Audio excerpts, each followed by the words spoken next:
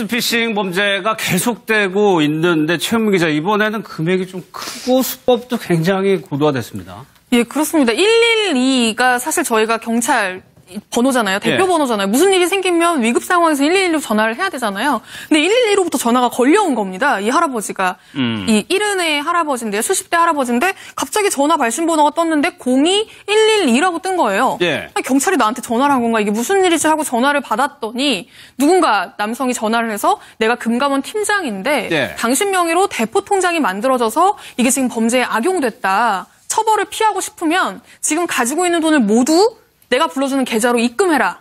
이체해라. 라고 한 겁니다. 이 할아버지가 그 얘기를 듣고 너무 놀라서 예. 사실 보이스피싱을 의심했어야 되는데 그러지 못하고 너무 놀라서 바로 은행으로 갔습니다. 그리고 보험회사로 갔습니다. 그래서 자기가 가지고 있던 은행 계좌, 적금, 보험 들었던 거 다 해지를 해서 거의 9억 원 상당이 됐거든요. 9억 원이 전 재산을 다 할아버지 들었군요. 평생 모은 예. 아마 전 재산이지 않을까 싶은데 이 9억 원을 모두 전화 상대방이 알려준 계좌로 송금을 했습니다. 예. 송금하고 나서 며칠이 지나서야 자신이 보이스피싱을 당했다는 사실을 알게 됐고요. 경찰에 신고를 하고 금감원에 피해 구제를 요청을 했는데 이미 돈이 다 인출된 상태라 예. 지금 회복이 어려운 상태인 것 같습니다. 그러니까 이체를 하고 바로 신고를 했어도 좀 찾을까 말까인데 좀 시간이 걸렸다는 얘기죠. 사실 112로 전화가 와서 금감원이라고 하면은 거기서 조금 눈치를 챘었어야 되는데 그랬었죠. 좀 고령이시다 보니까 그렇죠. 그것까지는 저게 사실은 이제 아주 오래된 수법이잖아요. 저 예. 수법은 그렇게 첨단 수법은 아닌 것 같아요. 112로 전화 온다는 것 자체도 많이 우리가 알고 있는 것이고 또 금융감독원에 바로 신고를 해야 되는데 이 할아버지 같은 경우에는 아무래도 112라는 숫자 자체가 주는 어떤 의미가 있었던 것 같아요. 그리고 타겟도 그래서 아마 나이가 드신 분을 타겟으로 전화를 하지 않았나 하는 생각도 들고요. 예. 그러니까 결국은 112로 전화 오니까 당연히 경찰에 전화했을 걸로 알겠죠. 그리고 이제 아까 말씀하신 시기를 늦게 신고를 한 것도 이 보이스피싱범이 아주 지능범인 것 같아요. 이 할아버지한테 뭐라고 얘기했냐면 언제까지 기한을 정해준 거예요. 그러니까 그 이후에 그때까지 어떻게 돈을 돌려주겠습니다라고 얘기를 한 거죠. 그러니까 이 할아버지는 그걸 기다린 거잖아요. 그날까지. 그러면서 그 사이에 돈을 다 빼가버린 상황이 된 거죠. 예. 그러니까 이 할아버지는 억울하게 당하신 건데 사실은 한 번 더 기회는 있었어요. 그 기회가 뭐냐면 은행에서 돈을 찾을 때 요즘 그렇죠. 이제 은행에서도 점검을 하거든요. 그렇죠. 은행 직원들이 요즘 점검 다 하거든요. 갑자기 많은 돈을 찾을 때는 은행 직원들도 다 교육을 받기 때문에 혹시 보이스피싱이 아닌지 하는 검사를 하는데 그것도 이 보이스피싱범이 뭐라고 얘기했냐면 돈을 인출할 때 은행 직원이 물어보면 친척에게 사업자금 보내려고 돈을 찾는 거다. 이렇게 얘기하라고 답까지 알려준 거예요. 그러니까 이 할아버지는 그걸 그대로 또 믿고 은행 직원이 물어볼 때 그렇게 또 답변을 한 거죠. 예. 그러니까 은행 직원은 또 그 말을 듣고 그냥 돈을 인출해 준 상황이 돼버렸고. 그래서 이게 조금만 더 한 번 더 은행 직원이 생각했다면 이게 할아버지가 그렇게 얘기하더라도 아니 친척에게 사업자금 보내는데 이렇게 많은 돈을 한꺼번에 찾을까? 예. 나는 또 한 번 더 어떤 전화를 받으셨는지 물어봤다고 하면 또 상황이 달라질 수 있었을 텐데 거기서 좀 놓친 것 같고 할아버지 입장에서는 112라는 전화 하나 때문에 결국은 거기에 속아서 예. 돈을 다 지금 거의 잃게 되는 상황까지 됐고요. 만약에 범인을 잡아도 범인이 돈을 안 갖고 있거나 다 써버리거나 다른 방식으로 어디에 줘버리거나 이랬을 경우에는 돈을 한 푼도 못 돌려받는 거잖아요. 그리고 이게 지금 1인 한 사람이 당한 보이스피싱 금액 중에 가장 높은 금액이에요. 네. 그러니까 예전에는 7억 정도였거든요. 그래서 이거 참 안타까운 일인데 이런 일이 발생하지 않도록 이제 나이신 분들도 좀 이렇게 많이 알고 계셔야 될 것 같아요. 이런 일은 네. 언제든지 본인한테 닥칠 수 있는 일이니까 그래서 조심하고 주의하는 게 반드시 필요하다는 생각이 듭니다. 예. 이 보내준 돈은 어떻게 되는 건지 저희 금감원 관계자에게 좀 물어봤습니다. 얘기를 한번 좀 들어보겠습니다. 인지를 한 거는 연락을 다시 주기로 한 기한 같은 게 있었던 것 같아요. 근데 그 시간이 됐는데 연락이 없어서 전화를 다시 한번 해봤더니 이제 전화가 안 되는 거죠. 바로 경찰서에 신고를 하고 저희한테 이제 구제 신청을 한 거죠. 돈이 나가기 전에 이제 인정지를 걸어야 돼 조금이라도 찾을 수 있는데 이분은 이미 기한 많이 지나고 나서 없어서 많이 못 찾으실 것 같아요. 범인이 잡혀도 그 범인이 그 돈을 다 가지고 있느냐는 없으니까.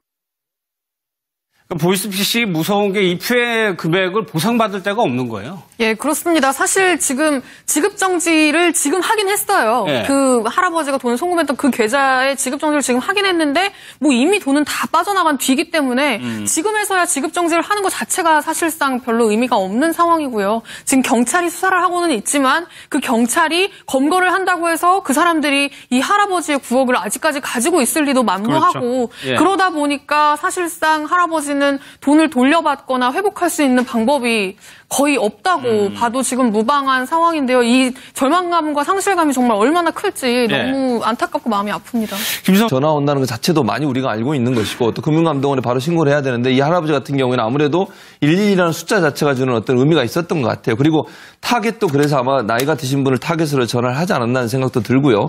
그리고 그러니까 결국은 112로 전화 오니까 당연히 경찰에 전화했을 걸로 알겠죠. 그리고 이제 아까 말씀하신 시기를 늦게 신고를 한 것도 이 그 보이스피싱범이 아주 지능범인 것 같아요. 이 할아버지한테 뭐라고 얘기했냐면 언제까지 기한을 정해준 거예요. 그러니까 그 이후에 그때까지 어떻게 돈을 돌려주겠습니다라고 얘기를 한 거죠. 그러니까 이 할아버지는 그걸 기다린 거잖아요. 그날까지. 그러면서 그 사이에 돈을 다 빼가버린 상황이 된 거죠. 그러니까 이 할아버지는 억울하게 당하신 건데 사실은 한 번 더 기회는 있었어요. 그 기회가 뭐냐면 은행에서 돈을 찾을 때 요즘 그렇죠. 이제 은행에서도 점검을 하거든요. 그렇죠. 은행 직원들이 요즘 점검 다 하거든요. 갑자기 많은 돈을 찾을 때는 은행 직원들도 다 교육을 받기 때문에 혹시 보이스피싱이 아닌지 하는 검사를 하는데 그것도 이 보이스피싱범이 뭐라고 얘기했냐면 돈을 인출할 때 은행 직원이 물어보면 친척에게 사업자금 보내려고 돈을 찾는 거다 이렇게 얘기하라고 답까지 알려준 거예요. 그러니까 이 할아버지는 그걸 그대로 또 믿고 은행 직원이 물어볼 때 그렇게 또 답변을 한 거죠. 그러니까 은행 직원은 또 그 말을 듣고 그냥 돈을 인출해 준 상황이 돼버렸고 그래서 이게 조금만 더 한 번 더 은행 직원이 생각했다면 이게 할아버지가 그렇게 얘기하더라도 아니, 친척에게 사업자금 보내는데 이렇게 많은 돈을 한꺼번에 찾을까? 나는 또 한 번 더 뭐 어떤 전화를 받으셨는지 물어봤다고 하면 뭐 또 상황이 달라질 수 있었을 텐데 거기서 좀 놓친 것 같고 할아버지 입장에서는 112라는 전화 하나 때문에 결국은 거기에 속아서 돈을 다 지금 거의 잃게 되는 상황까지 됐고요. 만약에 범인을 잡아도 범인이 돈을 안 갖고 있거나 다 써버리거나 다른 방식으로 어디에 줘버리거나 이랬을 경우에는 돈을 한 푼도 못 돌려받는 거잖아요. 그리고 이게 지금 1인 한 사람이 당한 보이스피싱 공격죄 그래서 자기가 가지고 있던 은행 계좌, 적금, 뭐 보험 들었던 거 다 해지를 해서 거의 9억 원 상당이 됐거든요. 9억 원, 전 재산을 다 할아버지 평생 모은 아마 전 재산이지 않을까 싶은데 이 9억 원을 모두 그 상대방, 전화 상대방이 알려준 계좌로 송금을 했습니다. 송금하고 나서 며칠이 지나서야 자신이 보이스피싱을 당했다는 사실을 알게 됐고요.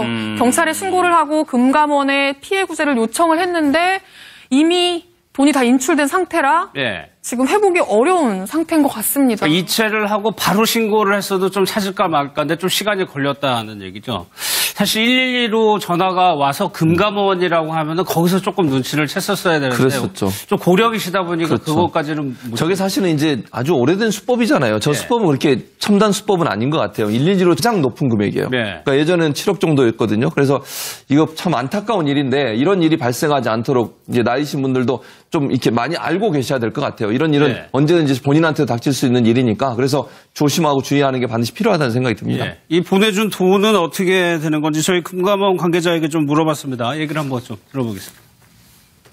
인지를 한 거는 연락을 다시 주기로 한 기한 같은 게 있었던 것 같아요. 근데 그 시간이 됐는데 연락이 없어서 전화를 다시 한번 해봤더니 이제 전화가 안 되는 거죠.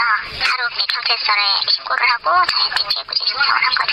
돈이 나가기 전에 이제 인정지를 걸어야지 조금이라도 찾을 수 있는데 이번엔 이미 기한 많이 지나고 나서 없어서 많이 못 찾으실 것 같아요. 범인이 잡혀도 그 범인이 그 돈을 다 가지고 있느냐는 없으니까.